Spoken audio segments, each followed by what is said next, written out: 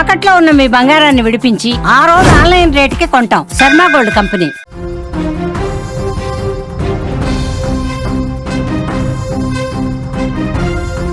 రంగారెడ్డి జిల్లా షాద్నగర్లో నిర్వహిస్తున్న నాగర్ కర్నూలు ప్రభుత్వ సాంఘిక సంక్షేమ శాఖ గురుకుల డిగ్రీ కళాశాలలో ప్రస్తుతం వాతావరణం ఉద్రిక్తంగా మారింది. విద్యార్థినీలు ఏకంగా రోడ్డెక్కి తమ ప్రిన్సిపల్ పైన తీవ్ర ఆందోళన వ్యక్తం చేశారు. ప్రిన్సిపల్ శైలజ వ్యవహార శైలిపైన విద్యార్థులు ప్రధానంగా తప్పుపడుతున్నారు.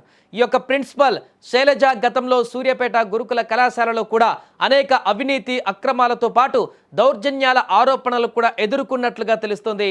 అక్కడి నుంచి బదిలీ పైన ఇక్కడికి వచ్చినటువంటి శైలజ నడవడిక పద్ధతి, విద్యార్థుల పట్ల వ్యవహరిస్తున్నటువంటి తీరు ఏమాత్రం కూడా సరిగా లేదని విద్యార్థినీలు వివరిస్తున్నారు.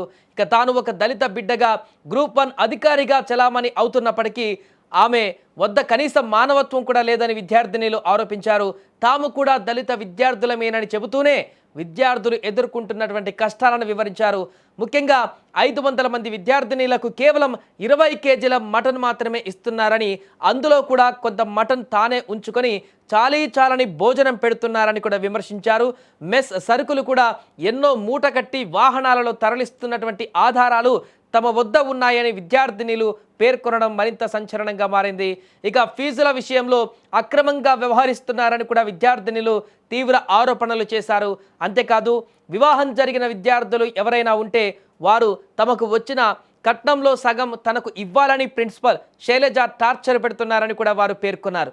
ఈ ప్రిన్సిపల్కు కొంతమంది లెక్చరర్లు కూడా తోడుగా ఉంటున్నారని, వారి ద్వారా డబ్బులు వేయించుకొని తెలివిగా శైలజ డబ్బులు తీసుకుంటుందని కూడా విద్యార్థినీలను డబ్బుల కోసం బాగా ఇబ్బంది పెడుతుందని కూడా వివరించారు.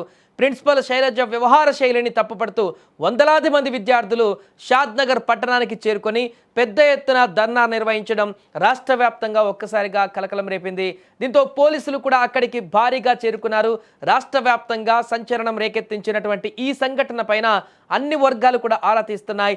సాంఘిక సంక్షేమ శాఖ అధికారులు ఈ విషయం పైన ఎలా స్పందిస్తారో అనేది ఇప్పుడు చూడాలి.